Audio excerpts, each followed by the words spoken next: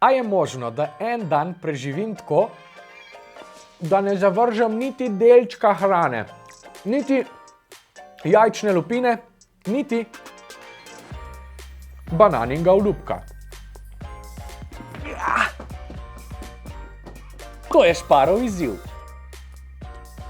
Vsak od nas povprečno zavrže nekje 68 kg hrane na leto.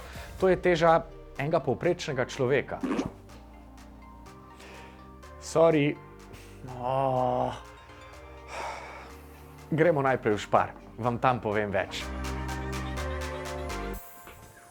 Danes je 24. april, slovenski dan zavržene hrane. Sicer je odpadna hrana globalni izziv. Ocenjujemo, da letno zavržemo 17% vse svetovno proizvedene hrane. Na račun le te odpadne hrane na leto proizvedemo 8 do 10% škodljivih emisij toplogrednih plinov. S spremembo vedenja, ki bi vplivalo na zmanjšanje količin odpadne hrane, bi lahko zmanjšali izpuste metana za 65 do 80 ton letno. To je ogromno. Kako? Naj najprej zadiši v kuhinji. Za okusne obroke potrebujem nekaj zelenjave.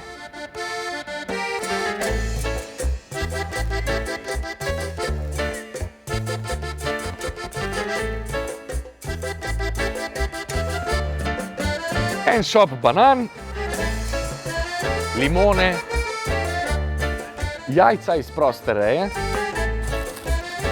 najljubši hlebček kruha in pa kavo za ženo.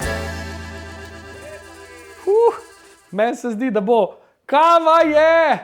Jaz sicer za začetek dneva prisegam na banane, pa nisem edini. A ne, Nace? Tule noter jasno vidim, kako suvereno bom opravil dan brez zavržene hrane. Nacetov olupek, kavno usedlino in zdrobljene jajčne lupine lahko uporabimo tudi kot gnojilo za sobne rastline. Jajčne usedline so super vir kalcija, skupaj s kavno usedlino pa odganjata tudi škodljivce. Dober! Šparov izziv postaja težji. Od kosila mi je ostalo nekaj korenja, kolerabe, čebulni obročki, limone, pa nekaj kruha. Za tole bo potrebno več domišljije. Bom skočil na Šparovo spletno stran po navdih. Našel sem vrhunski recept za zelenjavni fond iz ostankov zelenjave. Pa da vidimo. Dobrodošli v kuhinji z Nikom. Da vidimo, tlele piše, da lahko zelenjavni fond uporabimo za juhe, rižote ali pa za še okusnejše omake. Ajde, dajmo še to not. Lahko se znajdemo in uporabimo, kar imamo.